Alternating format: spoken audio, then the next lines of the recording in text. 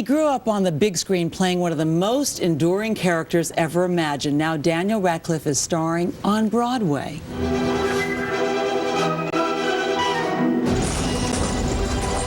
Daniel swept fans off their feet in Harry Potter and the Sorcerer's Stone in 2001 and blew everyone away in the next 4 Harry Potter movies, all based, of course, on J.K. Rowling's inspired novels. Now he's taking a star turn on The Great White Way, portraying a decidedly more grown-up character in the drama Equus. What's your first memory of a horse? Well, what do you mean? Well, the first time one entered your life in any way. Daniel Radcliffe, good morning. Morning. Well, I can't imagine 2 opposite kind of characters to play, yeah. Harry Potter or Alan Strand. I mean, yeah. my goodness, did you do this intentionally? I mean, I always wanted to do something that was going to be different and that people would, you know, think, oh, he wants to take this seriously. But I didn't pick Alan just because he was different. It's a great part in its own right, really. So it wasn't just that it was different. I mean, because also you have to walk a fine line, because if you do something totally different, like you play a drug dealer or something like that, then everyone says, oh, he's trying too hard. Whereas this was kind of a happy medium for me. This character is violent. Yes. He's got a secret. He's really troubled. Yes. I mean, in those ways, you could accuse Harry of being all those things as well. He has dissolved a man's face on one occasion. But yeah, no, I mean, he is a pretty screwed up character. And that's what the beauty of the play is, that it's about his relationship with this psychiatrist and both their individual lives. And it's also, I mean, the thing Peter Schaffer, the author, kept saying to us is, the thing you have to remember about this play is it's a thriller.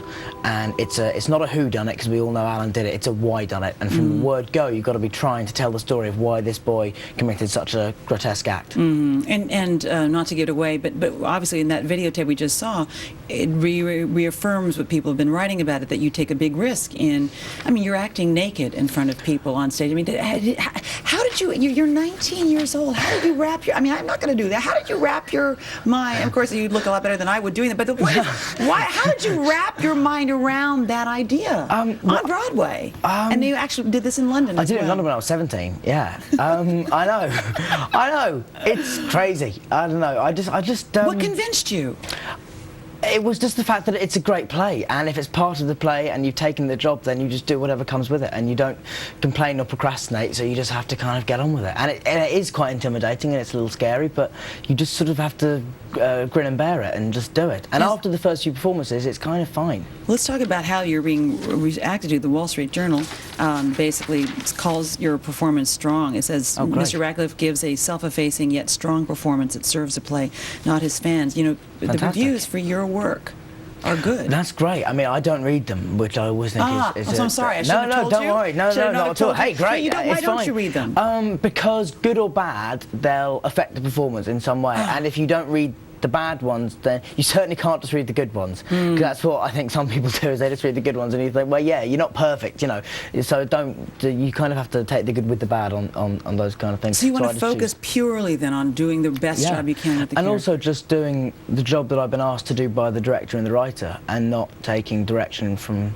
critics who do, you know, and they do a very good job. I think some critics are great and some are not so good, but some of them are brilliant at their jobs, and even a bad review can still be fair, you know, so I don't really, but so far, as you say, they seem to have been good. Well, the reviews for your work in general, starting from Harry Potter and on up, have been just really amazing. I want to mention that Harry Potter and the Half-Blood Prince is coming out next, and you're going to be shooting the last Harry Potter book early next year. Yeah. You know, you are really a fine young actor. Thank you very much indeed. I know at 19 you're, you know, young still, but yay, congratulations, Daniel Radcliffe this morning. And you can catch Daniel in Equus through February 9th on Broadway, and Harry Potter and the Half-Blood Prince opens in the summer of 2009. And coming up next, are you sad?